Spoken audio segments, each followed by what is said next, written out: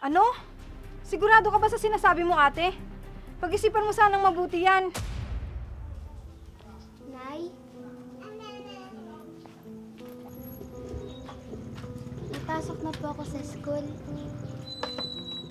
Sige, sandali lang anak. Kunin mo ito ha. At ibenta mo sa mga kaklase mo. Sige po, Nay. Sige na, habang maaga pa at habang hindi pa nag-uumpisa ang klase mo. Sige po, Nay. Papasok na po ako. Diyan ka na rin kumuha ng baon mo at mamaya magtitinda rin ako sa harapan ng eskwelahan nyo. Sige po, Nay. Amy? Amy, anak! Nasaan ka na? Baka mahuli ka pa sa klase mo. Opo, Nay.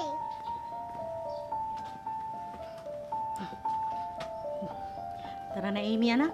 Opo. Halika na.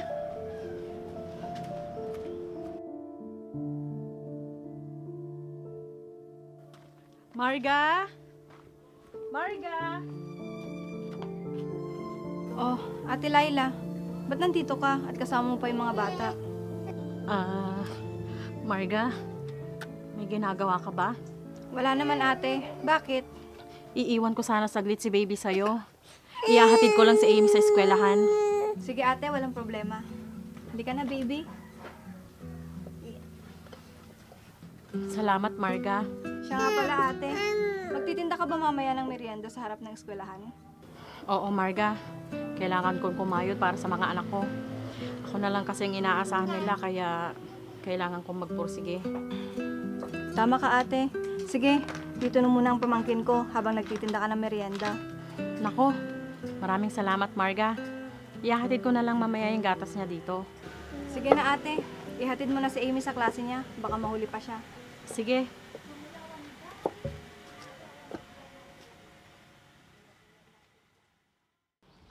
Merienda! Merienda kayo dyan!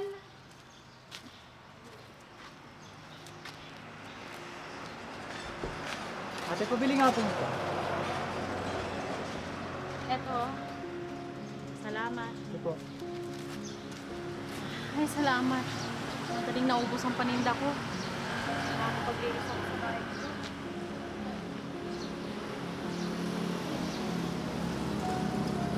Nay! Nay! Oo, anak. Break time nyo ba? O ito, kumuha ka dito sa pinagbentahan ko para may pang merienda ka. Hindi na po. Iaabot ko lang po sa'yo yung pinagbentahan ko.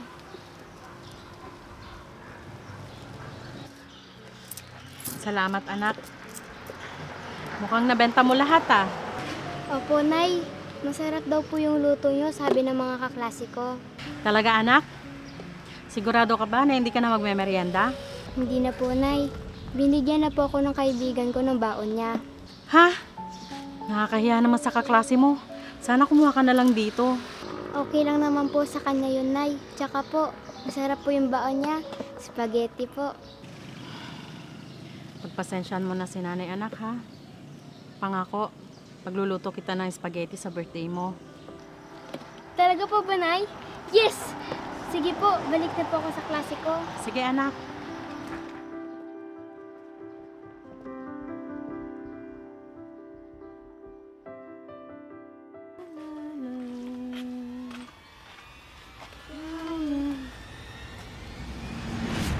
Oh, Amy, anak. Bakit ka umiiyak? Kausapin mo yang si Amy, ate. Ang tagal kong pinilit na umuwi pero ayaw niya. Ayaw din niyang sabihin kung bakit siya umiiyak. Amy, anak. Bakit ba ayaw mo umuwi dito sa bahay? May problema ba? Nay, totoo po ba na iniwan na tayo ni tatay?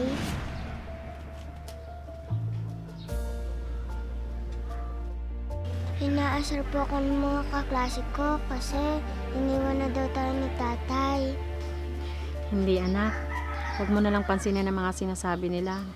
Nagtatrabaho lang sa malayo si tatay kaya hindi siya nakakauwi. Talaga po? Oo, Amy.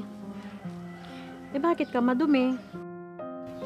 Tinulak po ako ng kaklase ko kasi sinabi ko po na sinungaling siya.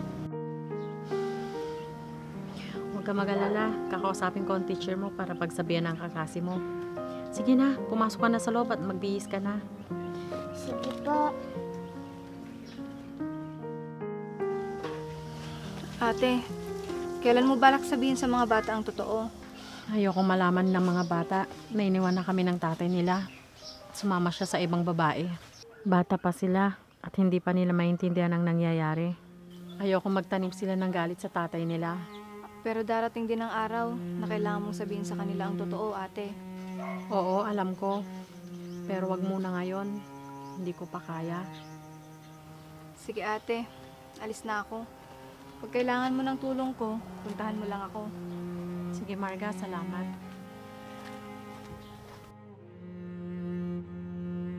Panginoon ko, bigyan mo pa po ako ng lakas na harapin lahat ng pagsubok na to. Sobrang nahihirapan na po ako. Hindi ko na alam kung kakayanin ko pa. Mahal na mahal ko po ang mga anak ko.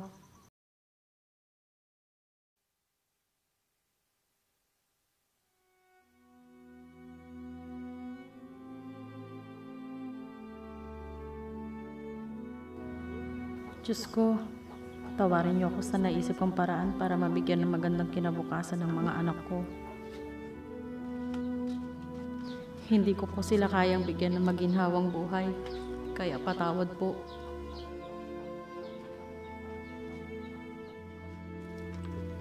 Marga?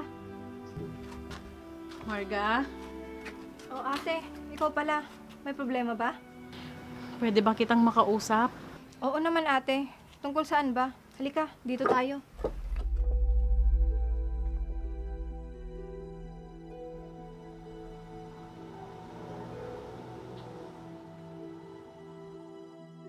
Marga, alam kong hindi maganda tong gusto kong mangyari. Pero ito lang ang naisip kong paraan para magkaroon ng magandang buhay ang mga anak ko. Anong ibig mong sabihin ate? Sobrang mahal na mahal ko ang mga anak ko. Pero gusto kong ipaampon na lang sila para magkaroon sila ng magandang kinabukasan. Ano? Sigurado ka ba sa sinasabi mo ate? Pag-isipan mo sanang mabuti yan. Pinag-isipan kong mabuti, Marga. Kakayanin kong mawalay sa mga anak ko. Basta masigurado ko lang na magkaroon sila ng magandang kinabukasan sa hinaharap.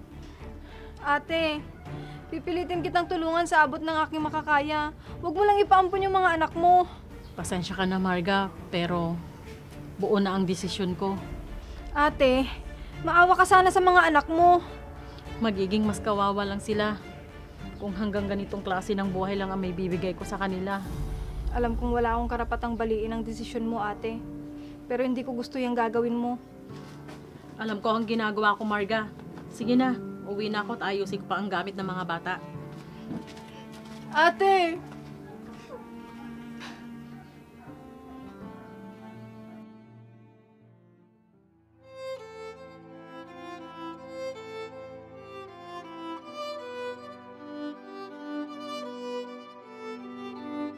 Nay! Nay! Nay! Nay! Oh, mga anak, mukhang excited kayo ah. Anong balita? Nay! Tingnan niyo po oh. Parehas po kami may award ni Amy sa school. Wow! Ang galing naman ng mga anak ko sa school. Siyempre, Nay, mana po kami sa inyo. Nako, binola niyo pa si nanay. Mag-aaral po kami ng mabuti. Para po paglaki namin at may trabaho, hindi na po kayo mahihirapan. Opo, Nay. Hindi na po kayo magtitinda at mapapagod. Nako, ang babait naman ng mga anak ko. Payakap nga.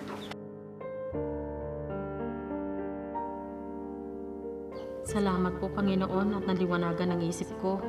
Muntik na kami magkahiwa-hiwalay ng mga anak ko. Simula ngayon, kakayanin ko na po ang lahat, kahit na anong pagsubok pa ang dumating alang-alang sa mga anak ko.